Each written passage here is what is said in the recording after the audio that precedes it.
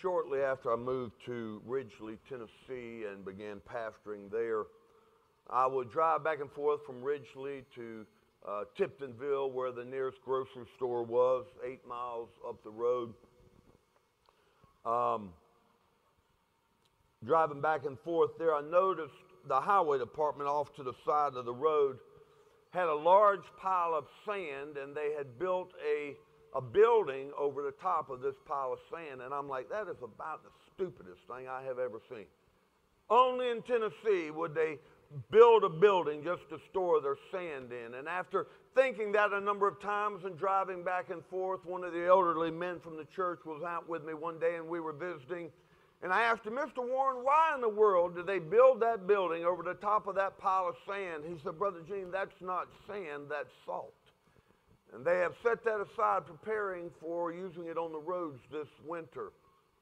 You see, I was so biased toward the state of Florida, so convinced that no other state in the world could do it as well as we do it here, that I was ready to think the worst and the stupidest things about other states. And I got to admit, sometimes I still have that propensity. Quick to judge others. I realized I had the wrong perception, that I was more than ready to look for fault in the way that other states and other people do things. And I believe that is the frame of mind that Jesus is addressing in Matthew chapter 7 and verse 1, where he says, do not judge. Look there with me, if you will, please, this morning. Matthew chapter 7, we're going to begin in verse 1 as we examine together Jesus' teachings on judging. Matthew chapter 7, beginning in verse 1. Do not judge so that you won't be judged, for you will be judged by the same standard with which you judge others, and you will be measured by the same measure you use. Why do you look at the splinter in your brother's eye, but don't notice the beam of wood in your own eye? Or how can you say to your brother, let me take the splinter out of your eye, and look, there's a beam of wood in your own eye? Hypocrite! First take the beam of wood out of your eye, and then you will see clearly to take the splinter out of your brother's eye. Don't give what is holy to dogs, or toss your pearls before pigs, or they will trample them under their feet, turn and tear you to pieces. In the age we're living in today, I believe one of the major things we need is a correct interpretation of this passage. We seem to be living in a world that is either too busy judging or not judging at all. As I read the newspaper and listen to the radio, I hear one judgment call after another. People attacking one politician or another. They claim this one is too liberal or that one is too money hungry. This one is only interested in himself while this one is interested in helping the country. This one is guilty of one thing while his opponent is guilty of something else.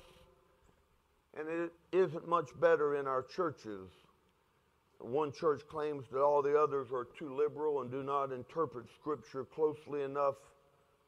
Another may claim that other denominations are too strict and unwilling to bend or to change in order to win people to Christ.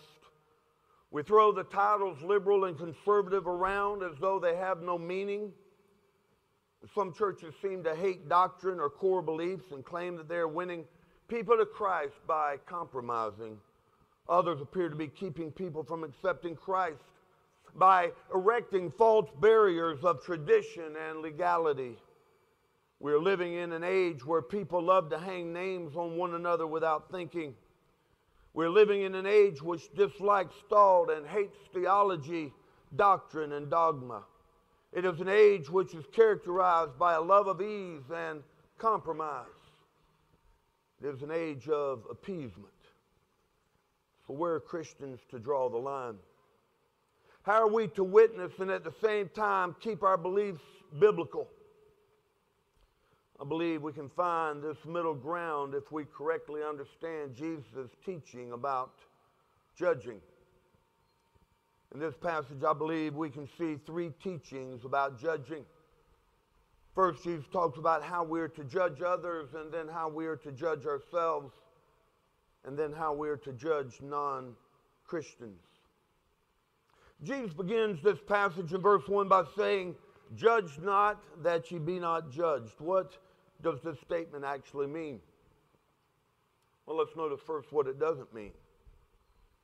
There are those who interpret this passage to mean that we are not to judge any person in any way. Most of the time when I hear a person quote this verse or quote this passage to me, it's because they're living in sin and they don't want anybody to tell them that what they're doing is wrong. They don't want anybody to tell them that they're not being a good witness for Christ because of the way that they're living. They do not want their sin to be judged. That is not what this verse is saying at all. At no time does Jesus command Christians not to judge the actions of others in regard to the church. In verse 6 of this same passage, Jesus tells us not to give what is holy to the dogs and not to throw our pearls before pigs. Well, how in the world are we not to throw the good things to the dogs or our pearls to pigs if we're not able to judge who the dogs are and who the pigs are? Jesus is not saying that we cannot draw a line between right and wrong, between sin and non-sin, between those who are walking with him and those who are not. In verse 15 of this chapter, Jesus tells us to be aware of false prophets. How are we to be aware of false prophets if we don't judge them for who and what they are? How would I witness to Mormons if I did not judge them and discover that they were lost? Paul tells us to cast the unfaithful brother out of the church and not to associate with him. How are we to cast him out if we do not judge he and his actions and determine that he is unfaithful? We cannot. So this passage does not mean and does not say that Christians are not to judge. Then what does it mean? What Jesus is teaching here is that we are not to have a judgmental spirit. We're not to always look for faults in others. That we are not to have a spirit of condemnation, always looking for the faults and the shortcomings of others. Jesus is commanding us to avoid having a critical spirit. Now one might ask, what is a critical spirit? Save your places and turn with me, please, to 1 Corinthians chapter 13 and verse 4. 1 Corinthians chapter 13 and verse 4.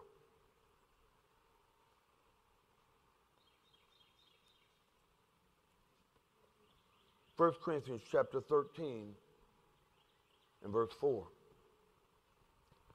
Love is patient. Love is kind. Love does not envy, is not boastful, is not arrogant, is not rude, is not self-seeking, is not irritable, and does not keep a record of wrongs. Love finds no joy in unrighteousness, but rejoices in the truth. It bears all things, believes all things, hopes all things, endures all things. The critical or judgmental spirit is the opposite of what Paul describes love as being in this passage. If you would take the opposite of everything you see in this passage, you would see the critical spirit. In verse 4, Paul says, love is patient and love is kind. The critical judgmental spirit is the opposite. It has no patience with others, and it is unkind. He says, love does not envy. It does not build itself up. It is not puffed up. The critical spirit is the opposite. It's always attempting to build itself up by putting others down, much like we see many politicians doing right now. Verse 5 says that love is not easily provoked and thinketh no evil.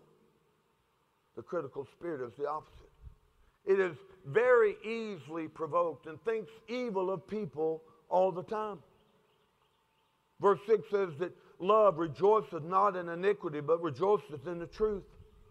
Those with a critical spirit are the opposite. They are excited when they find iniquity or problems and frequently leave out part of the truth or do not ask to find out the whole truth when they make a statement. I believe the final description of this spirit is found in verse 7, where it says, love hopes all things. The critical spirit is just the opposite.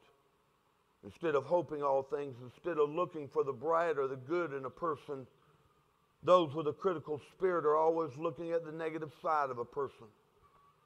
They're always willing to point out the faults in others and never willing to examine the good side of a person. Jesus said, do not be like that. We should instead act according to 1 Corinthians chapter 13. Now, not only did Jesus teach us about a critical spirit, but he also taught us about judging ourselves. Look there again with me, if you will, please. Matthew chapter 7 and verse 2. For you will be judged by the same standard with which you judge others, and you will be measured by the same measure you use.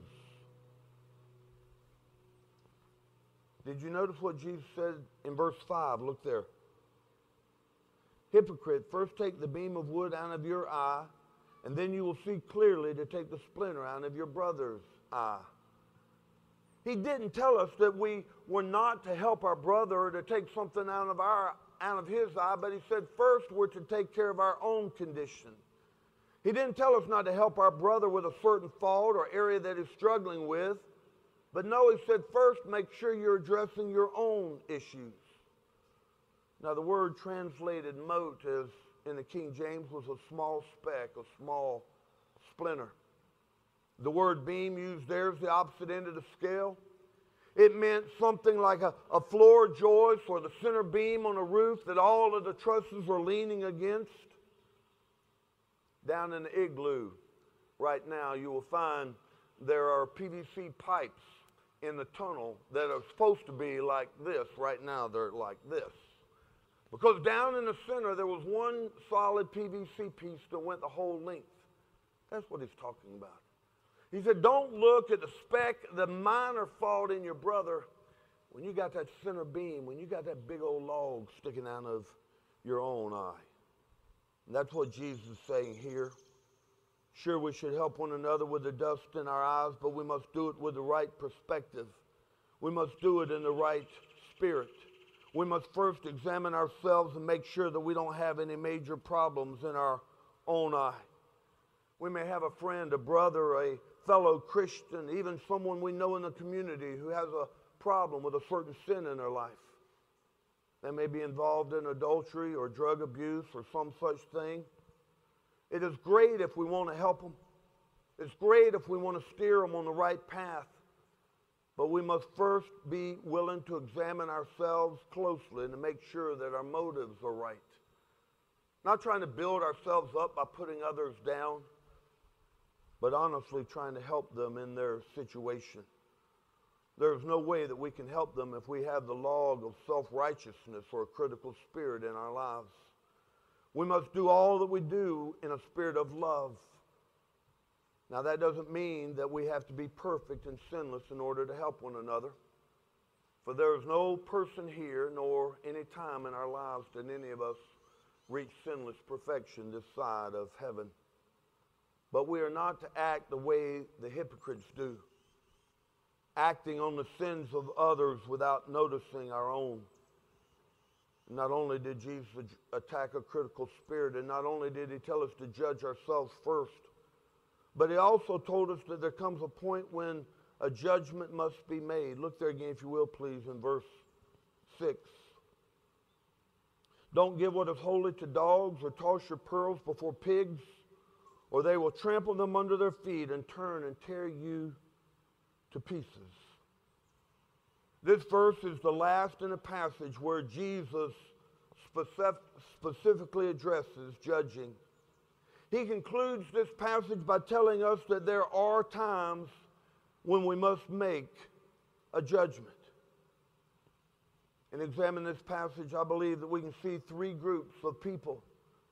Those who use the things of God, those who abuse the things of God, and those who ignore the things of God. The first figure that Jesus describes is a dog. Now, in the Middle East, dogs are not treated like they are here. For the most part, they run wild in packs and few are kept as pets. Most of them roam the streets and eat trash and dead animals and other filth that they find in the roads. They are thought of as unholy animals. Jesus said that we are not to throw the things that are holy to them. When Jesus refers to that which is holy, he's referring to meat that had been offered to God on his temple altar. Jesus forbids taking something that is holy and throwing it into the trashy streets to be gobbled up by such low animals. And this has its parallel in our days, where people use the church for their own selfish purposes.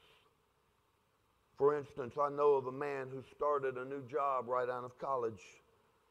His boss told him to join the largest church in the area because he could meet a lot of business prospects that way. To him, church was nothing more than good business. There are others who go to church only because that is where their friends are, because they're running for an office. Such people, Jesus said, should not even be given the opportunity to misuse holy things. And then there are those who abuse the things of God. Not only did Jesus warn of dogs that would misuse the things of God, but he also mentioned pigs who would abuse the things of God. Like the dog, the pig was an unclean and detestable animal. Since it was unclean to the Jews, they were not to keep it as livestock. For the most part, they roamed free and ate what they could find. Frequently, they would live near the garbage dump and eat what was thrown there. And I don't know all about wild hogs, but we have many of them here in Florida. In the area where my dad patrolled in Geneva, there were packs of them that would roam around the garbage dump there. Hundreds of those wild hogs lived in the woods. As a matter of fact, they're bigger than they used to be because we were delivering a huge sow to somebody that bought one from us out in Geneva. Going around the corner, the back door came open on our livestock trailer. That sow run off. Last time we saw her, she was heading for the woods. We have helped increase the size of the wild hogs running loose in Florida. But those things were nasty and dirty, and they would eat the things out in the dump. It has become so bad that the county has even hired trappers to trap certain numbers of those hogs each year. Jesus said not to throw our pearls to these animals because they'll only trample them and turn and attack the person. When I was growing up, we raised hogs here on this place. We had a large hamp named Charlie. That sucker was huge, well over 400 pounds. When we were at work one day, Travis was the only one home. He went out and Charlie had gotten out of the pen, and Travis was trying to get him back in the pen. And Charlie turned around and stuck one of his tusks in Travis's arm and cut him. And we got home. Travis was over the sink there in the house trying to stop the bleeding. We had to take him to the hospital and get some stitches. Jesus said, don't throw the things that are holy to those that don't care about it, because all they will do is turn around and hurt you. We saw that happen to Anita Bryant. Anita Bryant was a great lady. Used to be the spokeswoman for Florida orange juice. When the ERA amendment came out, she cast her pearls before swine. She said it was biblically wrong to support homosexuality. And as a result, she was fired as the spokesperson for Florida orange juice. The pigs turned on her. How many times do people come before the Lord today who are spiritually immature and expect God to do certain things for them? And then when God doesn't act the way they want him to, or the way that they think he should, they turn on God and they turn on his church. Oh, those people are nothing but a bunch of hypocrites. Jesus said we are not to waste our time, our holy items, on people like this. Jesus never commanded us not to judge. He did not tell us that we're to turn our blind eye to what is happening around us. He never told us that we are not to point out errors or shortcomings. Jesus, once again, as he has all through the Sermon on the Mount, told us to check our vision, our perspective, our motives before we judge others. Let me ask you, my friend, do you have a critical spirit? Are you always looking for the bad in a situation? Or always looking for the bad in other people? Are you always comparing yourself to others in an attempt to make yourself feel good? In the end, it's not how we compare to one another that matters. The only thing that matters is how we compare to God. Jesus said, "Be ye therefore perfect, even as your Father in heaven is perfect." Let me ask you, my friend, how do you measure up to that standard?